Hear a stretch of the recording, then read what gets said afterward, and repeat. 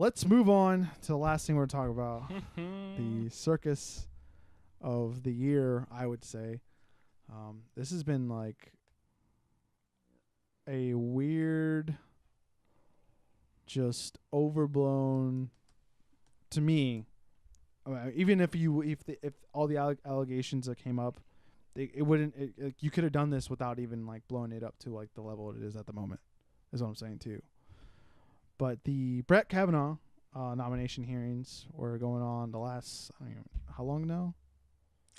He was nominated in July. July. He got nominated in July, but I think the hearings have been going for like maybe a month or so. Yeah. So obviously, laying down like the backstory real quick. He got nominated, and then I think Trump wanted to get him in just before the Senate elections or midterm elections that are coming up in soon. November. Yeah, November. So to get him confirmed, it's only like a month from now. Yes. And then this allegation through all the hearings was like basically at the 11th hour, is what I've heard it being described as, of a woman. What's her first name? Christine, I think. Christine Blasey Ford. Okay, I know Ford is last name. Yeah. Had this story, which she didn't want released, I believe.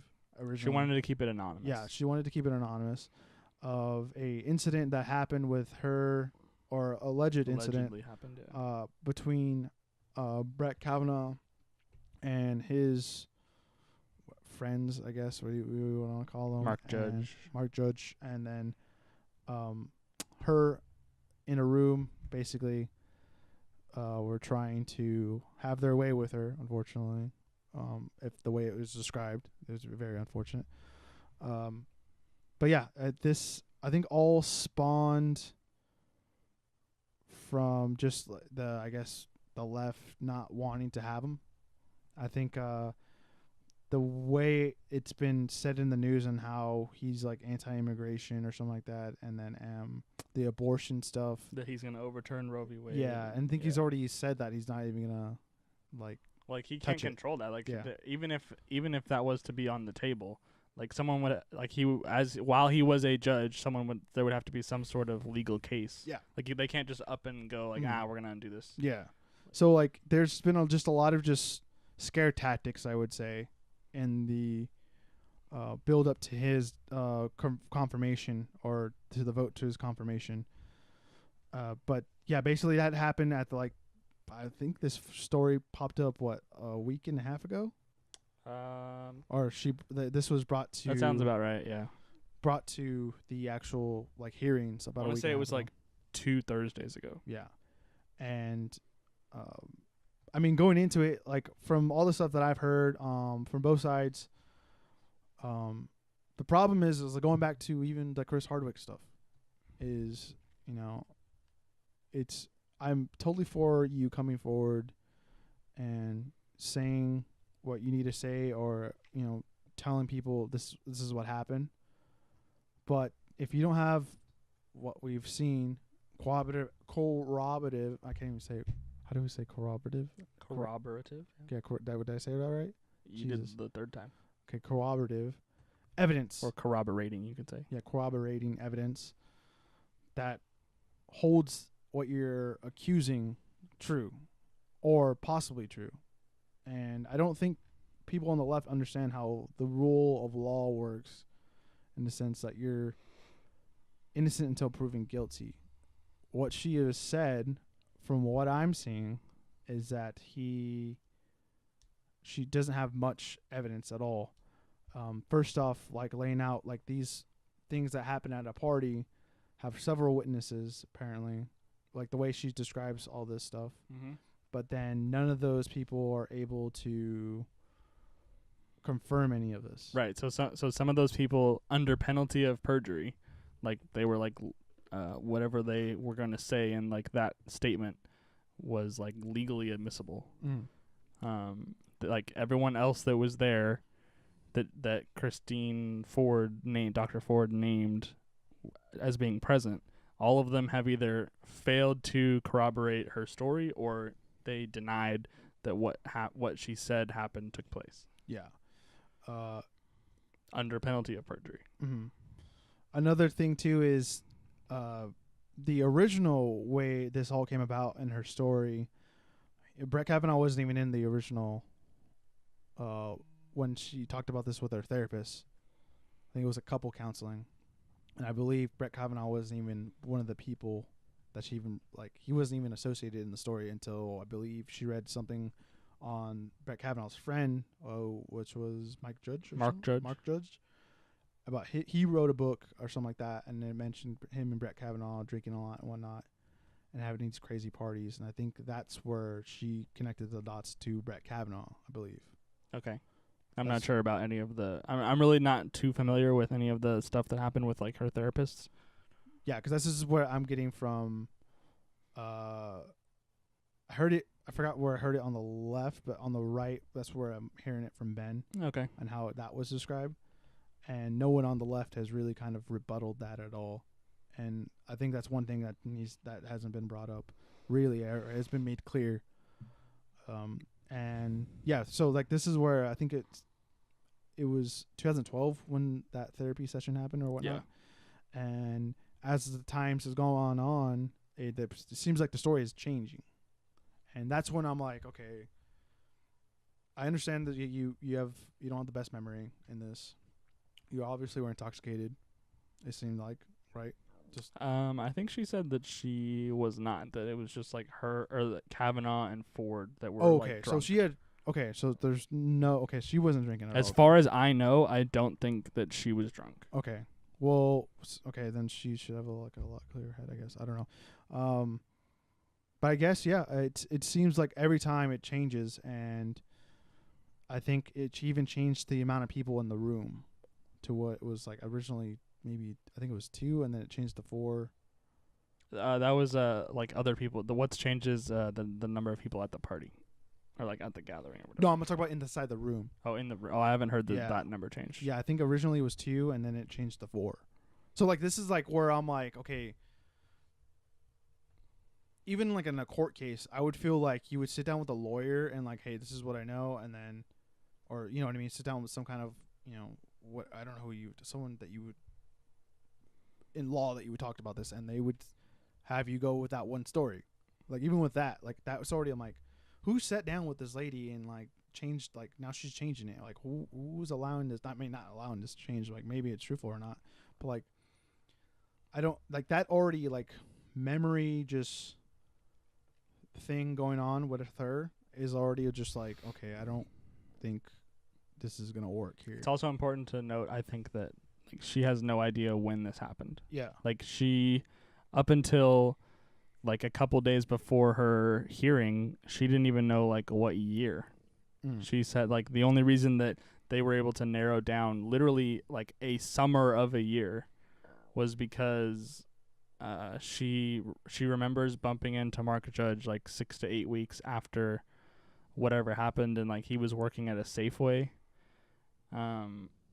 And then like someone went back through his employment history and to look like when he was working there, and that's how they got that's how they came to the summer that this happened during the summer of 1982. But like they don't have a month or a day or anything.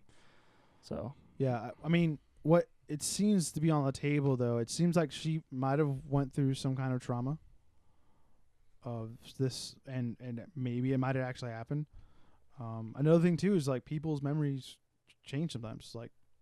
In a sense of like what you actually remember is not what you actually remember because you change it. Like when you ask someone that's like super confident about something and like they can shape their memory to be that. And like remember the polygraph, they're talking about the polygraph test, and then like you can believe something so much that you're so confident in it to where like the polygraph doesn't even make any sense to even introduce like that. Right. It's not. And a polygraph is not admissible in court anyway. Yeah, exactly. So like those allegations right there, or those whatever you want to call it, rebuttals don't really sit. And like looking at it, it just doesn't seem right. It seems like, yeah, she probably something bad happened to her. But it doesn't seem like Kavanaugh is the guy, because even with the other 2 allegations or accusers or whatever you want to call it, those don't seem like they're even hold up at all. But what was I gonna say? just like the way the left has said, like, they didn't want her to testify, now they did, and then they're going back and forth. They don't want an investigation, but then they do, and just like, it's weird. Yeah. And that's when I'm like starting to I'm like, I really am questioning it. Like, is this even true? Like, did she even what? Like, I'm starting to get to the point to where, like, I don't even believe she was sexually assaulted, because this the way this is all panning out. It seems just like not she's an actor or like that. That she's. It just feels like this isn't real. Like, none of this happened. She's just.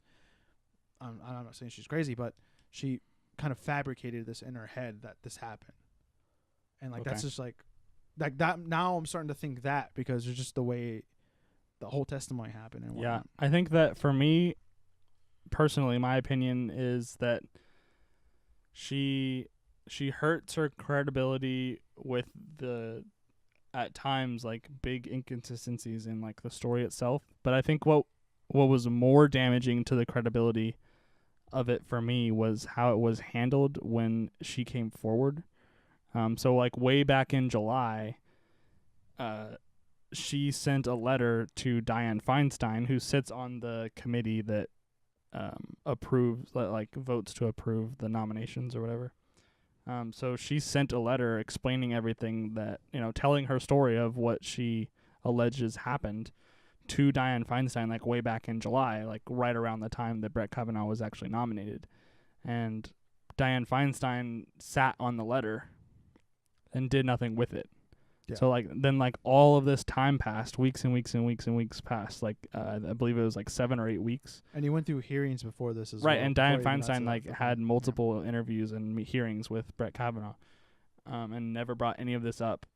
And then 2 days before the committee is supposed to vote, now all of a sudden it gets leaked to the press.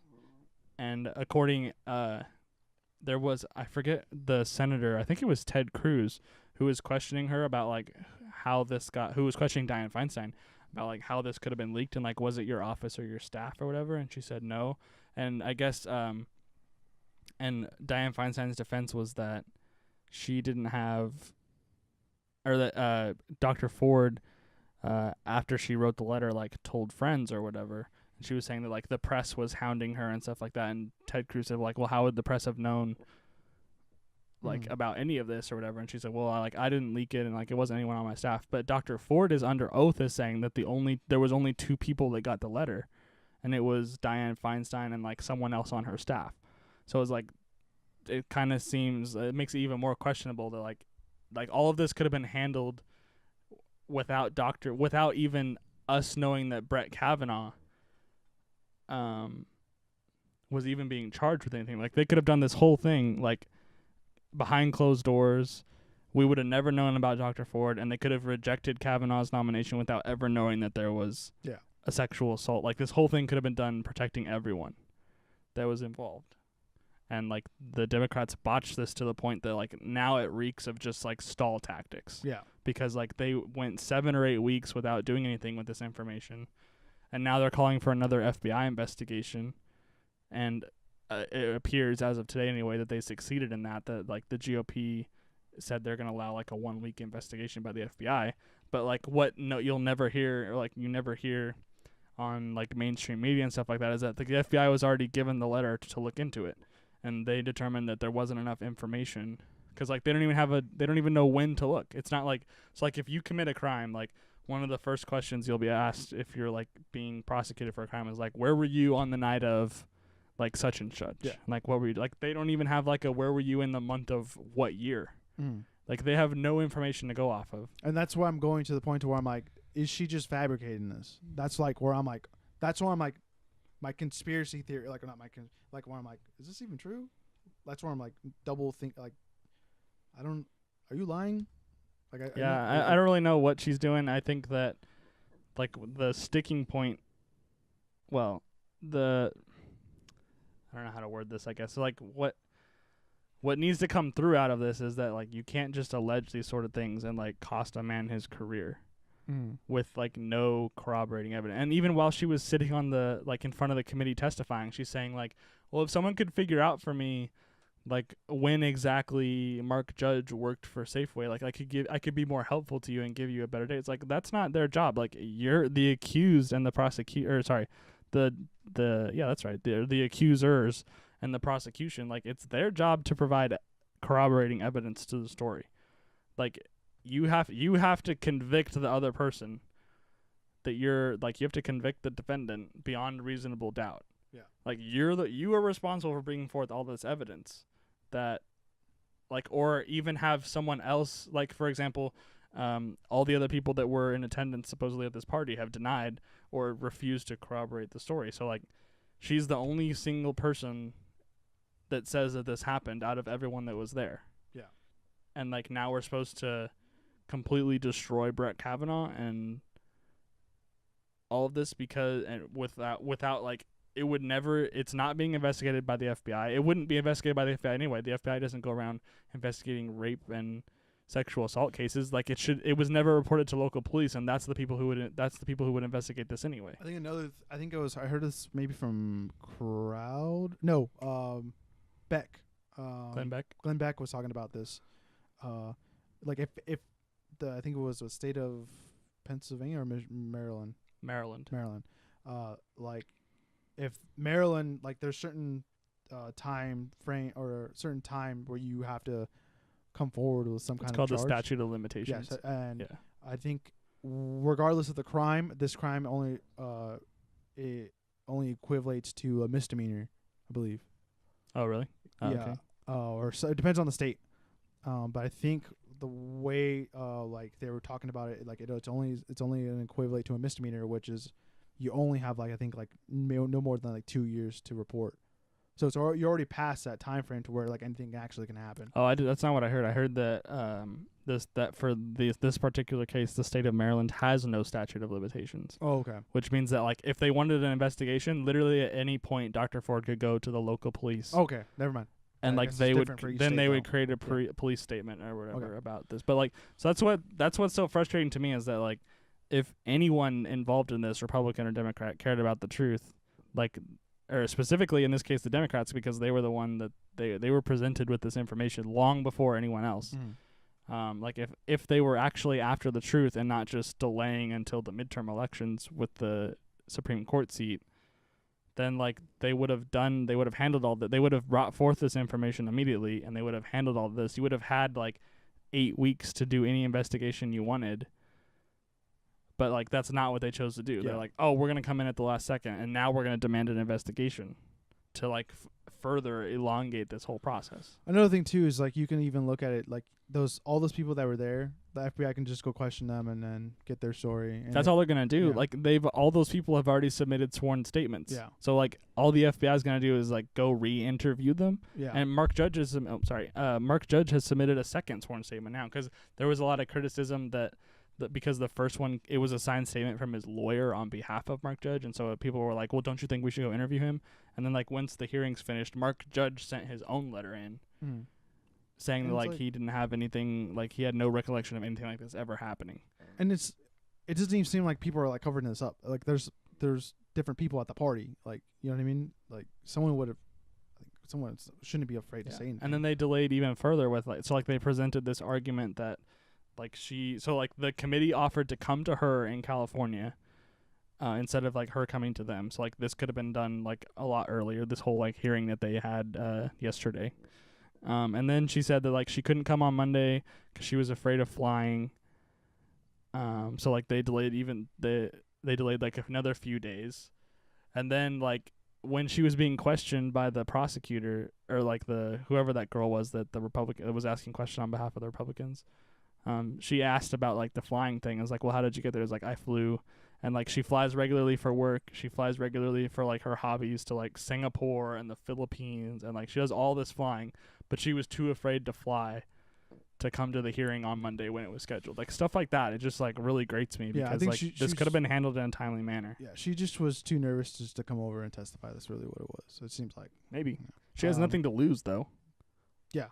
Well, I mean, she's under oath technically, right? Yeah. So. But like no one can corroborate that she's lying. Yeah. So like she's never going to, at least with the evidence that we have right now, like she's never going to get punished for perjury. Like, we can't prove that she's lying. Yeah. If that in fact is the case, or maybe she misremembers, or maybe whatever. I think there's two more things I want to say about this. Is I think what's bad on the right, in my eyes, is, I mean, I don't. It's just the times. I think it is. And I'm a little bit more softer to this, but I don't think trying to say that regardless. Oh, even if he did this, and don't you think as we grow up through society that like Yeah, I don't like that kind of rhetoric at all. It shouldn't be mentioned. We shouldn't even gone in that direction. Also, you know, I don't think it's cool to say like, oh, you did this back in the day, but you're a better person now, and you ruined this. Probably you might have ruined this person's life, but you were a better person. You grew up, and I don't think that's. To me, that seems like I don't want to say Donald Trump kind of rhetoric, but that kind of seems like people are becoming less human. And when I hear stuff like that, and like there's people that I listen in politics or political pundits or whatever you want to call them that have said this, and I'm just like, whoa. Like this is where this is where I disagree with people, and for me, like I don't like that argument being even brought up. So like, don't bring it up. I don't think that helps the case at all. Because I saw Lacey Green talk about this on Twitter, about how she was like, that shouldn't be an excuse, and I don't think it should be an excuse. I don't think it should be either. If they can prove that he did this, then he should be punished for it. Yeah, and that's the thing. Like, but at the moment, there's nothing backing Ford's story, and at the moment, it's Brett Kavanaugh is innocent. Right. And you can't just throw away his whole like judicial career on like completely baseless accusations. Mm-hmm. And the other two are just like totally irrelevant. Just like one of them had like her ex-husband or her ex-boyfriend who said like, yeah, this lady's not credible, and then the other one was just I forgot what it was already. That's how like irrelevant it was. The third one was the gang rape one that he was like drugging and like facilitating like gang rape of. That just seems like a crazy. But then, like, the ages don't line up or whatever, because, like, the girl that's accusing him would have been in college when he was, like, a freshman in high school or something like that. Mm-hmm. Yeah. Yeah, the only other thing I was going to say, and I already forgot. God damn it. Yeah, the rhetoric on the right is just, I don't think is good. Asking the wrong questions, I think, was one other thing, too, that they didn't do yesterday to, like, just, like, put the nail in the coffin. They allowed the hearing to devolve into just, like, an emotional appeal. Yeah. What was I gonna say? Jeez, I forgot. It was kind of relevant, maybe. Not the rhetoric it was rhetoric on the right, and Jesus, I should have wrote this down. This is why I tell you to write down things. Yeah, but like I was in the moment of talking, and then I had it in like I was like, okay, I'm gonna say this thing. That's why I said two things. I forgot the second thing. Damn it, this sucks. I thought I was gonna say something smart. Oh god. Oh. Okay, here it is. Came back. Yeah, came back. When you said the word smart, it's really when I don't like the we believe survivors thing. I think the left needs to stop putting like trademarks on, you know what I mean? How it's like believe all women or whatever. Yeah, like this stuff is like, I think it hurts people that are actually going through this. Because it makes people on the right, like for me, like I was getting like angry on how they were just like, or I was feeling like, man, dude, like I'm scared of women. Like, oh my God, like this can happen to me, this can happen to you, like anything. And like now I'm like, but like the argument is like, oh, now you know how it feels. So I'm like, yeah, but I didn't do anything bad. Like what did I do? But yeah, I think this for me, because there's a dude on 17th and Tustin, on the corner where that Starbucks is, holding a sign saying "We believe survivors," and I looked at it and I was just like, "Is that related to Kavanaugh?" And it is, obviously. And I was just like, I don't understand why you're trying to like make us out to be evil people, or we're not, and we don't have any empathy on the right for people that have gone through this. But there's been cases and incidences where women have lied about this kind of stuff. And There was just one. Sorry, I didn't mean to cut you off. There was just one. There was something I heard about. I think it was last week. I think it was in Florida. yeah, That he was awarded like $8 million because some woman falsely accused him of raping her. Yeah, that stuff is like that's life changing, dude. And this is why we have this court system the way we have it. It was a football player. Yeah, yeah. This is why we have the system the way we have it. And I don't think the left is educating itself on how this process works. And this is what is scary and what is like frightening, because it's something I'm not thinking about just for myself. It's like, dude, like my kid's gonna have to deal with this crap. My grandkid's gonna have to deal with this crap. And like, I don't like I'm thinking about my nephews now, and I'm like, what's stupid? I'm not saying stupid girl. I don't want to say that. That's wrong to say, I think. But who's to say that can happen to them? And I'm worried about that. I'm like, but then also the victims that have actually been victims. And now when they do come up and maybe they do have some evidence, but now like people are just going to like not look at it as it's already like split into camps now, where it's like you believe them immediately, or like, well, wait, can we get some evidence, or like, oh, they're just making this up, or like there's like not, at least like on social media, it always makes it seem worse than it is. And like if you go out and ask people in the real world, but like that middle is silent, and where it's like people is just like, oh, well, obviously she's telling the truth, and this person should be completely destroyed, and then the other side is like, well, no, she's lying. And like my thing on like Facebook and all of this is like some I don't know, I forgot his name.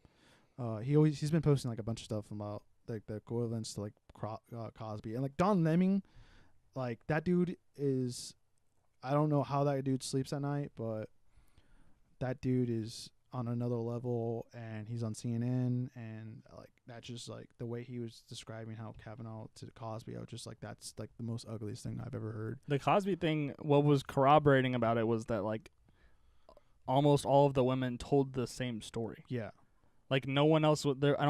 I guess I'm not really too familiar with it, but like I don't think there was anyone that like saw him do this, but like every woman that came forward said that like this is what happened, and then this happened, and then this happened. And it was like basically the same series of events every single time. And there was like double digits. Yeah, it was. Yeah, that were described like this, and like over like a long period of time, like too. The equivalent's like, oh yeah, like Cosby through all these years was always told like he was a family man, this, and the same thing with Kavanaugh, until they find out about this one thing, and then look at all these accusers, and like they're just building the bridge to where you're never gonna come back to that to the reasonable side in my book. And like I'm in the middle, like I'm very vocal, like I like I said, I'm gonna defend, and then I'm also gonna criticize my side. I'm also gonna do it for both sides, and it's just like we're like so far from, I think on just the media and just the people that are interacting with this is probably like 30% of the population in the United States that are really dealing with it or kind of interacting in these kind of discussions, that like we're I mean, I think the rest of the country doesn't really care, but like we're so far for those, like we're building bridges and then burning them down, and then so that we can never go back to the other side. And I feel like that's dangerous. Yeah. This feels to me, as far like from a purely division standpoint in this country right now, this to me feels like we've hit a new low. As far as like we are so I think it's worse now than it was when, say, like Trump was elected. Yeah. I think now like so many people are either like one side or the other, or at least like it feels that way. And like I don't like the idea of like, oh, Trump started this. I'm like, I don't know. I just think people just started speaking up. That's all it really was. And when people start speaking about something that people don't, I've never like, whoa, you're disagreeing with us right now? Like, well, why are you disagreeing with us? Like, this is the way it's supposed to be. It's like, well, these people are talking. Like, let them speak. And like, it's just like, this probably could be, you could probably, I don't even know where all this kind of stuff started. Like, some people say it was like between Obama and Romney, or, you know, Bush and Gore, or Howard Bush and Clinton, or whatever. Like, I don't know where it started. It doesn't matter where it started. All that matters is I don't even know if you can say how do you fix it. Just how do you make it reasonable? And I don't think we're, again, going to get to that point. Just like when I was talking about Kaepernick, that thing is never going to fix the problem. Just like this is never going to fix the problem. And this is just the way it is, I guess, at the moment. Hopefully, hopefully